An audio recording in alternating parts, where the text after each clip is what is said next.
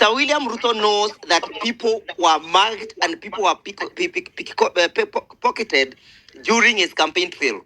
He even knows that a foreigner was killed by his motorcade, but he cannot even apologize. I think he does not have the feelings or the senses. I think they are long gone. Number two, on the question of the mental infirmity, the Constitution contemplates a scenario whereby a president can run insane. It contemplates a scenario whereby a president can go berserk. And that is why Article 144 and 145 has been created. In full realization that a president is a human being, at times he can suffer mental illness. And when you say mental illness, you do not just need to see somebody who is going naked on the streets or somebody who is occupying makaratasi on the streets. Even the statement that that individual is making is enough to tell us and for people who can assess whether he's in full control of his faculties. And that's why we are challenging Parliament, because Parliament is an institution where that should happen. Please bring a motion to discuss the conduct of the president. Bring a motion to discuss the status of his mental health, so that then the people who have the capacity can then form the tribunal to assess his mental capacity to continue leading this country. Recently, we have seen blatant breach of the constitution, whereby even the president himself is accompanied by goons in his political trails. It tells you that the country has gone to the dogs. And until we get this country back to the path of the rule of law, hadi wakati ule tutakaporudisha hii nchi katika mfumo wa sheria na mfumo wa katiba, this country will not begin to heal. I have been able to diagnose the problem with Mr. William Ruto. The problem with Mr. William Ruto is that he does not understand our constitution. He has never read our constitution. And unfortunately, he was sworn in to defend a constitution that he has never read and he does not understand. If he understands the constitution, he would understand that these roadside declarations were a long time outlawed. They were a long time codified in our constitution, that the nation and the person at the helm will always speak within the confinement of the law. If Mr. William Ruto has read the constitution, by now you'd have apologized to the people and the Kenyans who lost their properties, Kenyans who are injured during these campaign spree that he engaged in Nairobi.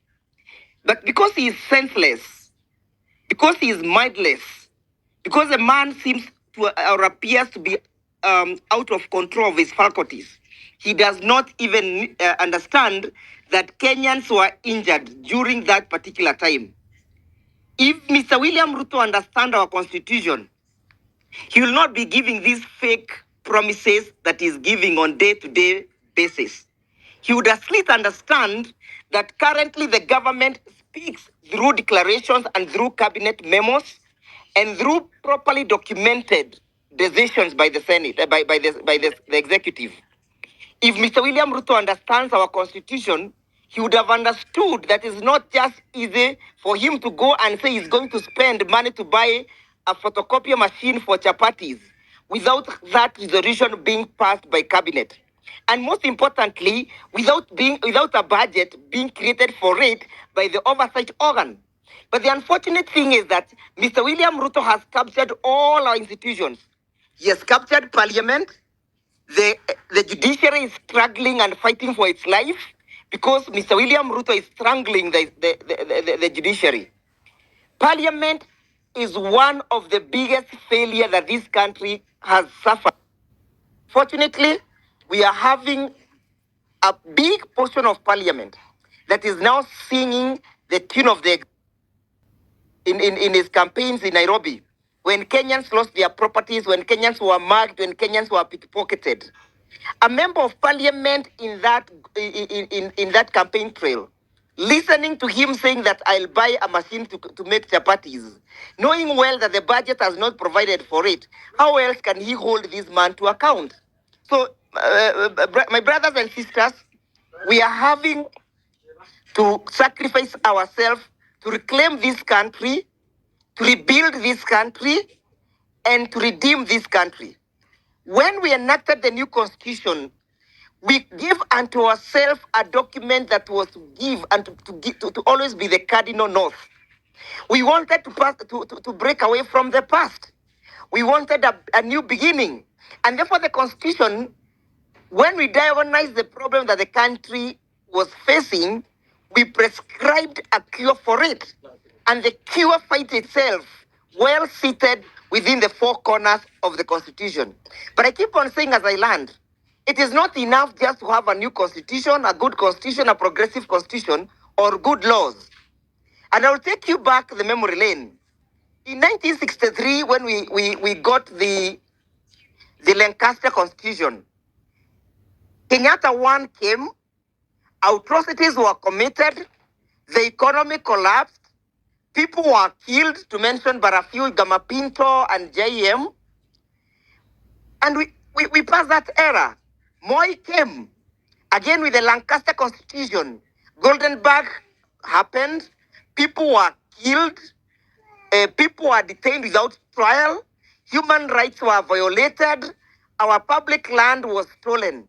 Again with the 1963 Constitution. But Kibaki came 2002 to 2013. The same document that Moi and Kenyatta abused. The same constitution that Moi used to oppress Kenyans was again applied by Kibaki.